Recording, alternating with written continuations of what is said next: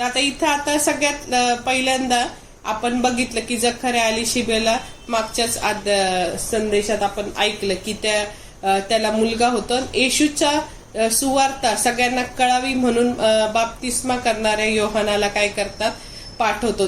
देवाची ही योजना असती. आणि मग त्यावेळेस असं होतं की ते कुठं कुठं लिहून ठेवलंय हे डिटेलमध्ये आपण बघितलं होतं की जुन्या करारात सगळ्यात आधी परमपवित्र पिता त्या यशाया संदेश त्याच्या द्वारे काय काय ह्या ज्या बाप्तिस्मा करणारा योहान येणार आहे ह्याच्या विषयीचं भाकीत म्हणजे ह्याच्या विषयीची भविष्यवाणी करून ठेवली होती यशाया 40:3 मध्ये. म्हणजे पहा, आता हे जे वाचलं आपण, अरण्यात घोषणा करणाऱ्याची वाणी झाली ती अशी की परमेश्वराचा मार्ग तयार करा, त्याच्या वाटा नीट करा.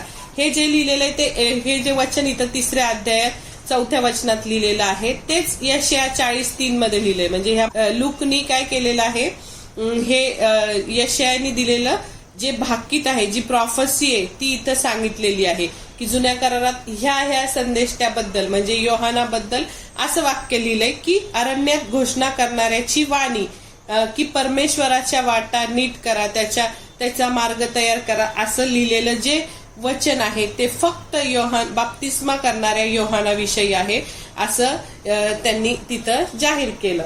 मग म्हणजे त्याला विचारायला खूप जण आले की तुम्ही कोण आहे, तुम्ही मसीहा आहेत का, मग तुम्ही बाप्तिस्मा का करता, हे सगळं विचारायला. तेव्हा तो म्हटला यशायामध्ये लिहिल्याप्रमाणे परमेश्वराच्या मार्ग तयार करा, त्याच्या वाटा नीट करा, असा मी आहे. मग अजून एक त्याच्यासाठी त्यांनी सांगितलं की ह्याच्यात म्हणजे त्याचा अर्थ काय, ख्रिस्ताचा मार्ग नीट करा म्हणजे मग इथं सांगितलं की कोणी एक येऊन ख्रिस्ताचा मार्ग नीट करणार असा यशायाने संदेश दिला होता. आता मग आणि त्याच्याच पुढे लिहिलेलं आता 5व्या वचनात की प्रत्येक खोरे भरेल, प्रत्येक डोंगर टेकडी सखल होईल, वाकडी सरळ होतील, खडकाळाच्या वाटा सपाट होतील. म्हणजे काय तर प्रत्येक खोरे भरेल म्हणजे काय की याचा अर्थ ख्रिस्त आणणार होता ते तारण स्वीकारण्यासाठी प्रत्येक खोरं भरलं पाहिजे. आणि म्हणजे खोरं म्हणजे सगळं दरी अशी कशी असती, खाली खोल असते आणि ती भरली पाहिजे. म्हणजे आपल्या लोकांच्या अंतःकरणामध्ये आध्यात्मिक दऱ्या आहेत. म्हणजे काय आपल्याला अंतःकरणात काहीच आपल्याला भरलेलं नाहीये, तर ते विश्वासाने ती आध्यात्मिक जी दरी आध्यात्मिकतेने विश्वासाने ती दरी भरली पाहिजे असं सांगितलंय. आणि इथं काय सांगितलं, डोंगर व टेकडी सखल होईल. म्हणजे डोंगर या अशा प्रकारचा असतो. मग डोंगर व टेकडी सपाट होईल म्हणजे काय की जिथं कुठं अहंकार आहे, गर्व आहे, नंतर मग काय आत्मप्रौढी आहे, ते सगळ्या वाटा ते जे आहे ते सपाट होईल म्हणजे ते निघून जाईल. सगळं ते सपाट होणार आहे. आणि खडकाळीच्या वाटेने चालणाऱ्या लोकांनी सरळ मार्ग धरला पाहिजे असं त्याच्यातून हे सांगितलेलं आहे. आणि जर एवढं केल्यावरच मग आपल्याला तारण बघायला मिळणार आहे असं सांगितलं. आणि मग त्यांनी काय सांगितलंय की पश्चाताप करून जेव्हा आपण, त्यांनी काय सांगितलं, योहानाने एकच संदेश सांगितला की पश्चाताप करा कारण स्वर्गाचं राज्य जवळ आलंय. आणि तर मग पश्चाताप म्हणजे काय, तर सगळ्यात पहिलं स्वतःला असं समजून घ्यायचं. म्हणजे अनेक लोकांना म्हणजे अनेक जगातल्या लोकांना असं वाटतं की आपण पापीच नाहीये तर आपण कशाला पश्चाताप करायचा. मग इथं त्यांनी सांगितलं पश्चाताप करा. मग सगळ्यात पहिली स्टेप आहे पश्चाताप करायसाठी. त्याच्या आधीची स्टेप काय आहे की आपण सर्वजण पापी आहोत, एक देखील मनुष्य नीतिमान नाही. कारण बायबलमध्ये वचन सांगितले की आपण जन्मापासून पापी. जरी 1 दिवसाचं बाळ असलं तरी ते जन्म त्याचा झालेला असला, त्याला काय पाप पुण्य काय माहित नाहीये, तरी तो सुद्धा ते बाळ सुद्धा पापाच्या बीज त्याच्यामध्ये असल्यामुळे ते सुद्धा पापी. मग आपण पापी आहोत हे आपण पहिलं ओळखायचं, मग पश्चाताप करायचा. आणि मग जर आपल्याला असं वाटलं की मी काय पापी नाही तर मग आपल्याला तारणाऱ्याची गरजच नाही. पण म्हणून ओळखायला पाहिजे की मी पापी आहे आणि मला त्या पापापासून मुक्त करण्यासाठी एक कोणतरी तारणारा लागणार आहे. आणि मग तो तारणारा जेव्हा आपण त्याची गरज ओळखतो की मी पापी आहे, मला तारणाऱ्याची गरज आहे, मग तेव्हा मग आपण खऱ्या मनाने काय करतो, पापांची कबुली करतो. आणि आपण माघारी वळायचं म्हणजे काय पश्चाताप करायचा म्हणजे आपल्या पापापासून माघार. सगळ्यात पहिली स्टेप की आपण पापी आहे समजून घ्यायचं, मला तारणाऱ्याची गरज आहे समजून घ्यायचं, आणि मग आपल्या पापाची कबुली द्यायची आणि ते पाप कधीही करू नये असं आपण हे करायचं. आता समजा एखादी गोष्ट मी नेहमी करत असेल आणि मला जेव्हा कळलं की ख्रिस्तानी त्याचं रक्त माझ्यासाठी सांडलं, एवढं म्हणजे मी जर ते पाप करत बसले तर त्याचं रक्ताचं अर्पण निरर्थक ठरवते मी. जर त्यांनी आपल्यासाठी एवढं सर्वस्व दिलंय तर मग मी काय केलं पाहिजे, पश्चाताप करून पापाची कबुली देऊन ते पाप इथून पुढं कधीच नाही केलं पाहिजे. तर त्याला म्हणतात पश्चाताप. आणि मग जेव्हा आपण अशी गोष्ट करू तेव्हा मग आपण पापापासून शुद्ध होऊ आणि मग पश्चाताप करून येशू ख्रिस्तावर विश्वास ठेवायचा की हा प्रभू येशू ख्रिस्ता, तू माझ्यासाठी आला, माझ्या पापासाठी तू तुझं जीवन रक्त सांडलं आणि तुझ्या तू आमच्यासाठी हे सर्वस्व दिलं, रक्त सांडलं, म्हणून माझ्या पापांपासून मला क्षमा मिळाली आणि आता मी काय आहे, नीतिमान आहे, आता मी पापी नाही राहिलो. म्हणजे पश्चाताप करून ते पाप सोडलं की मग आपलं तारण होतं.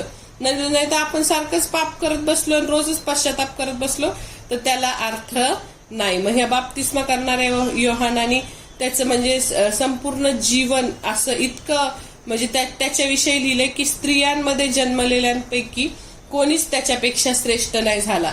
पण तरी तो सुद्धा मग पुढच्या वचनात आपण बघितलं की तो म्हणतोय की मला त्याच्या पायतानाचा बंद सुद्धा सोडायची माझी पात्रता नाही. मग त्यावेळेस असं प्रथा होती की एखादा त्यावेळेसचे लोक गुलाम ठेवायचे, म्हणजे नोकर ठेवायचे की ते नोकर दिवस रात्र ते म्हणतील तसं वागायचे. मग त्यावेळेस तर त्या नोकराला पण इतकं ते खालच्या दर्जाचं काम असायचं तर कुणाच्या तरी म्हणजे लेस, बुटाची लेस, पायतानाचा बंद म्हणजे काय, लहान मुलांना म्हणजे तर बुटाची लेस बांधायची सोडायची, हे सुद्धा काम खूप असं कमी दर्जाचं समजलं जायचं.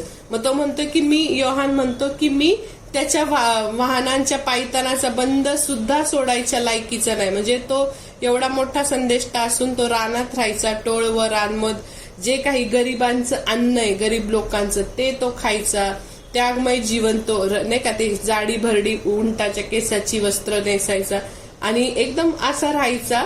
तरी त्याला तो म्हणतो की मी सुद्धा अपात्र आहे, एवढा मोठा येशू जो आहे देवाचा पुत्र आहे, त्याच्या पायतानाचा बंद सोडायच्या पण मी लायकीचा नाहीये असं तो म्हणतो. आणि नंतर मग त्यांनी सांगितलं की योहानाने केवळ पाण्यानेच बाप्तिस्मा केला, पण जेव्हा येशू तुमचा बाप्तिस्मा पवित्र आत्म्याने करणार आहे. मग त्याच्यासाठी बरेचसे रेफरन्स आहेत, ते आपण बघू. ते मीच वाचते कारण वेळ जातोय. तर योहानाने तिथे आत्ता वचन वाचलं की योहानाने फक्त पाण्याने बाप्तिस्मा, तो म्हटला की मी फक्त तुमचा पाण्याने बाप्तिस्मा करतो, परंतु जो 16व्या वचनात लिहिले, योहान त्या सर्वांना सांगत असे, मी तर तुमचा बाप्तिस्मा पाण्याने करतो, परंतु जो माझ्यापेक्षा समर्थ आहे, ज्याच्या पायतानाचा बंद सोडावयास मी योग्य नाही, तो येत आहे, तो तुमचा बाप्तिस्मा पवित्र आत्म्याने व अग्नीने करील. मग आता पवित्र आत्मा आपल्याला माहिती आहे, पूर्वीच्या काळात म्हणजे आधी सगळ्यात आधी पूर्वीच्या काळामध्ये पवित्र आत्मा हा थोड्या वेळापुरतं यायचा. म्हणजे दावीद राजावर थोड्या वेळापुरतं यायचा, नंतर मग शौलावर थोड्या वेळापुरतं यायचा, नंतर मग आपला तो ज्याने गाढवाच्या जबड्याने सगळ्यांना हे केलं, मारून टाकलं, शमशोन असा शक्त मुलगा होता तो. आणि त्याच्यावर पण तो खूप शक्तीने ते सगळे पिलर, अख्खी मोठी कमान त्याने उचलली होती. आणि तर त्यावेळेस नुसता पवित्र आत्मा यायचा आणि जायचा.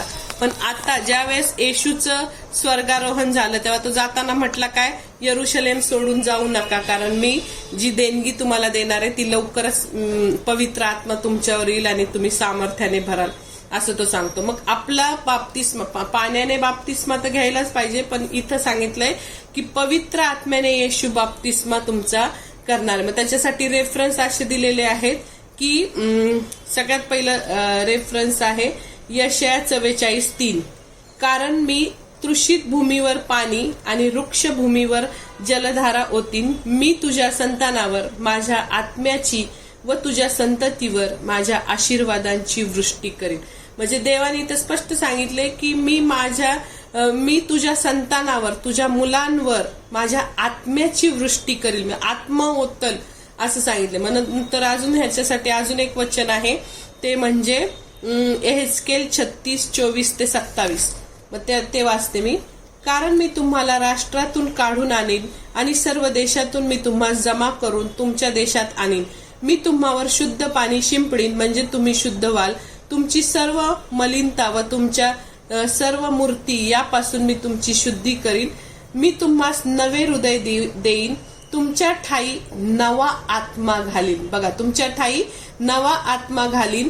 तुमच्या देहातून पाषाणमय हृदय काढून टाकीन व तुम्हास मांसमय हृदय देईन. मी तुमच्या ठाई माझा आत्मा घालीन. अजून एक रेफरन्स आहे योएल 2:28-29 मध्ये. देव म्हणतो, शेवटल्या दिवसात असे होईल की मी मनुष्य मात्रावर आपल्या आत्म्याचा वर्षाव करीन. तेव्हा तुमचे पुत्र व तुमच्या कन्या संदेश देतील, तुमच्या तरुणास दृष्टांत होतील, तुमच्या वृद्धास स्वप्न पडतील आणि त्या दिवसात मी आपल्या दासांवर व दासींवर आपल्या आत्म्याचा वर्षाव करीन, म्हणजे ते संदेश देतील. म्हणजे अशा प्रकारे आपल्याला आपला पवित्र आत्म्याने आणि अग्नीने बाप्तिस्मा कोण करणार आहे, तर तो येशू ख्रिस्त. आणि येशू ख्रिस्त आपला पवित्र आत्म्याने बाप्तिस्मा करणार आहे. मग तो पवित्र आत्म्याने बाप्तिस्मा ज्यावेळेस करतो त्यावेळेस काय होतं, ख्रिस्ताचा आत्मा आपल्यामध्ये येतो. म्हणजे ज्यावेळेस आपण प्रार्थना करतो, आराधना करतो, गाणी म्हणतो, चांगलं वागतो, सगळ्या ज्या चांगल्या गोष्टी आपण करतो, तेव्हा पवित्र आत्मा जो ख्रिस्ताचा आत्मा आहे आपल्यात, तो आनंदित होतो. आणि ज्यावेळेस आपण चुकीच्या गोष्टी करतो, म्हणजे आपण एखादी चुकीची सिरियल बघतो, म्हणजे नाही का, खून, व्यभिचार ज्याच्यात भरलेले आहेत, चुकीच्या गोष्टी जेव्हा आपण बघतो टीव्हीवर, मोबाईलवर, नाही का, त्याच्यात खूप वाईट सीन असतील किंवा काय, किंवा मग चुकीच्या गोष्टी, चुकीच्या लोकांमध्ये जिथं धर्माची निंदा चालू असेल, खूप वाईट वाईट गोष्टी जेव्हा आपण करतो, तेव्हा तो पवित्र आत्मा खिन्न होतो. खिन्न म्हणजे काय, दुःखी होतो, त्याला ते आवडत नाही. देवाच्या आत्म्याला पवित्र आहे, पवित्र आत्म्याचं नावच पवित्र आहे. म्हणजे पवित्र गोष्टी त्या जर आपण केल्या नाही तर तो काय होतो, खिन्न होतो आणि निघून जातो. तिथं काय सांगितलंय की हे पवित्र आत्मा म्हणजे नुसता पवित्र आत्मा नाही, पिता, पुत्र आणि पवित्र आत्मा त्रैक्य देव आहे आणि ते तिन्ही एकच आहे आणि ते आपल्यामध्ये येऊन वस्ती करतात. जेव्हा आपण प्रभू येशूचा स्वीकार करतो तेव्हा तो पवित्र आत्म्याच्या रूपाने आपल्या अंतकरणात येऊन वस्ती करायला लागतो आणि तो हळूहळू आपल्याला परिपूर्ण करायला लागतो. म्हणजे हळूहळू आपण एक एक गोष्ट सोडायला लागतो, चांगलं व्हायला लागतो. हे नाही करायचं का, पवित्र आत्म्याला हे आवडत नाही का, मी नाही करणार. अशा प्रकारे आपण हळूहळू पवित्र आत्म्याच्या संगतीत राहून मग आपण काय करतो, चांगलं बनायला लागतो, नवीन उत्पत्ती होतो, म्हणजे नवीन जन्म आपला होतो. आणि मग अशा प्रकारे म्हणजे पाण्याने तात्पुरती शुद्धी होती. म्हणजे बाप्तिस्मा करणारा योहान आता काय म्हटला की तुम्ही पाण्याने बाप्तिस्मा करतो खरं, पण तुमचं पवित्र आत्म्याने बाप्तिस्मा करणारे म्हणजे कायमची अंतकरणातली जी शुद्धता तुमची व्हायला पाहिजे ती कोण करणार आहे, नवीन तुमचं अंतकरण बदलल्याशिवाय आपल्याला स्वर्गाच्या राज्यात प्रवेश नाही. येशू काय म्हणतो, जेव्हा लहान मुलासारखं आपलं अंतकरण होईल तेव्हाच स्वर्गाच्या राज्यात तुमचा प्रवेश आहे. मग ज्यावेळेस आध्यात्मिक नवीन जीवन तयार होतं तेव्हाच तो आपला पवित्र आत्म्याने बाप्तिस्मा होतो. आणि योहानाच्या बाप्तिस्म्याचा हाच उद्देश होता की नाही का, आपल्या प्रजेला त्यांचं पालट व्हायला पाहिजे आणि त्यांनी काय करायला पाहिजे, खरं अंतकरणापासून त्यांनी पालट होऊन चांगल्या कृती केल्या पाहिजे. मग त्यातच आता वाचलं आपण की ते म्हणतात की आम्ही काय केलं पाहिजे. मग तो सांगतो की ज्याच्याजवळ 2 अंगरखे त्याची एक काय करा, ज्याच्याकडे नाही त्याला द्या. म्हणजे इमान चांगलं वागा, दान धर्म करा. नंतर मग त्यांनी सांगितलं की तुम्हाला जे ते जकातदार होते ते म्हणतात की आम्ही काय करावं, तर मग ते म्हणतात तुमचं जे नेमून, त्यांनी काय जकात ते वसूल करू नका असं नाही सांगितलं, टॅक्स कलेक्ट करू नका असं नाही सांगितलं, जे नेमून दिलं तेवढंच करा, भ्रष्टाचाराचं तुम्ही घेऊ नका. मग ते शिपायांना म्हणतात, रोमी शिपाई, रोमचं साम्राज्य होतं, तर आम्ही काय करू, तर ते म्हणतात कुणावरही, त्यांच्या ताकद होती ना त्यांच्यात खूप, त्यांचं सगळीकडे चालायचं, तर कुणावरही जोर जबरदस्ती करू नका, कुभांड आणू नका, म्हणजे वाईट गोष्टी अशा हे करू नका आणि आपल्या पगारात तृप्त राहा. म्हणजे पगारात तृप्त नसलं तर माणूस भ्रष्टाचार करतो ना, फुकटचे पैसे मागतो, कुठून पण नाही का, भ्रष्टाचार करून पैसे. मग ते त्यांना सगळ्यांना वाटत होतं की नाही का हाच आहे का काय मसीहा. मग तो म्हणतो मी नाही येतो, मी त्याच्या वाहनाचा बंद सोडायच्या सुद्धा लायकीचा नाहीये, तर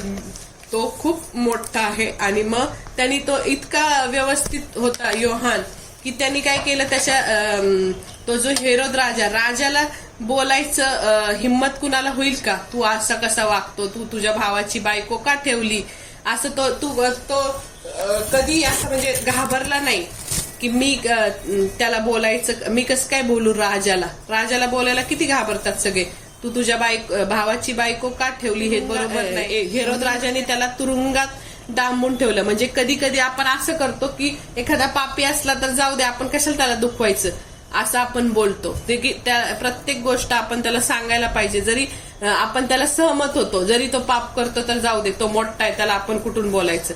मग तसं न करता त्याचं जे खरं पाप आहे ते आपण स्पष्ट बोलायचं. जर आपल्याला वेळ आली तर आपण कुणालाही ते पद मोठं आहे म्हणून त्याचं पाप चांगलं आहे असं म्हणायचं नाही. त्यांनी जसं योग्य प्रकारे वागला, त्यांनी जे तो व्यभिचार करतोय हे देवाच्या दृष्टीने चुकीचं आहे हे सांगितलं, तसं आपणही देवाच्या इच्छेने जे काही चांगलं आहे ते करायचं आणि योहानाप्रमाणे चांगलं वागायचा निश्चय करायचा. तर हे आपण बघितलं की स्वर्गाचं राज्य जवळ आलं आहे असं बघितलं. आणि त्या इथं मलाखीपासून जवळजवळ देवाने एक सुद्धा संदेश पाठवला नव्हता. म्हणजे एवढ्या वर्षांनी डायरेक्ट योहानाला पाठवलं की सुवार्ता गाजवायला ही, आणि त्याच्याबद्दल सगळं जुन्या करारात मलाखीमधलं पण वचन आहे रेफरन्स, ते मी सांगितलं नाही. मलाखी 3 अध्यायामध्ये ते लिहिलेलं आहे. म्हणजे हे बाप्तिस्मा करणाऱ्या योहानाचं सगळं डिटेल जुन्या करारात आहे. म्हणजे बरोबर देवाच्या प्लॅनिंगनी बाप्तिस्मा करणाऱ्या योहानाचा जन्म झाला, नंतर मग येशूचा पण जन्म झाला.